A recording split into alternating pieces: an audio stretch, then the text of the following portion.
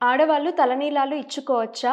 ఆహ్, ఏదో మొక్కు ఉందని చెప్పి చాలామంది తలనీలాలు ఇచ్చుకుంటారు. కానీ ఇప్పుడు రీసెంట్‌గా కొంతమంది ప్రవచనకర్తలు తలనీలాలు ఆడవాళ్ళు ఇచ్చుకోవద్దు అని చెప్తున్నారు. మీ మాటల్లో మీరేమంటారో తెలుసుకోవాలనుంది. ద్రౌపది దేవి గురించి మీకు తెలుసు గదా! హ్మ్. మహాభారతం జరగడానికి కారణం ఎవరు? ద్రౌపది దేవి. ద్రౌపది. హ్మ్. ఆమె ఏమని శపథం చేస్తది? నేను నా జుట్టుని ముడివేయను అని శపథం చేస్తదామె. ఎప్పటి వరకు? దుర్యోధనుడి యొక్క తొడలు విరచి, ఆ తొడల్లో ఉన్న రక్తాన్ని తీసుకొచ్చి నా నా జుట్టుకు పూసేంత వరకు నేను ముడి వేయను అని చెప్పిందామె. హ్మ్.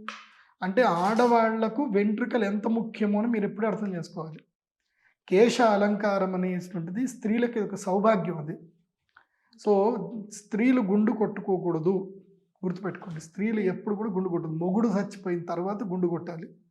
లేదా అంత పనైనప్పుడు గుండు కొట్టుకోవాలి.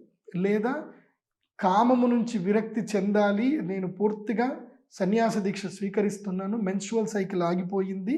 మెనోపాజ్ అయిన తర్వాత అప్పుడు కావాలంటే గుండు కొట్టుకోవాలి. ఓకే. అప్పటి వరకు స్త్రీలు ఎప్పుడు కూడా గుండు కొట్టకూడదు. స్త్రీలు గుండు కొట్టుకుంటే అది దరిద్రం. అది ఇంకా అది మంచిది కాదు. ఓకే. సో, అలాంటి గుండు కొట్టుకునే స్త్రీలను కూడా తన భర్త చూడకూడదు. కాబట్టి గుండు కొట్టకండి. కావాలంటే మరి మొక్కుంది కదండీ ఎట్లా అంటే కత్తెరలు ఇచ్చిరండి. ఇంత ఇంత ఎంట్రుకలు కత్తెరలు ఇయ్యండి చాలు. కానీ గుండు కొట్టొద్దు. ఓకే. మీరు కత్తెరలు ఇస్తే ఆళ్ళు కన్ను మూసుకొని తీసుకుంటారు. ఎందుకోసమంటే ఆళ్ళకి అంతంత పెద్ద పెద్ద ఎంట్రుకలు వాళ్ళకి లక్షల్లో అమ్ముడుపోతాయి ఆళ్ళకి. హ్మ్. హ్మ్. కాబట్టి ఏదో కత్తెరలు ఇయ్యండిలెండి ఏం కాదు.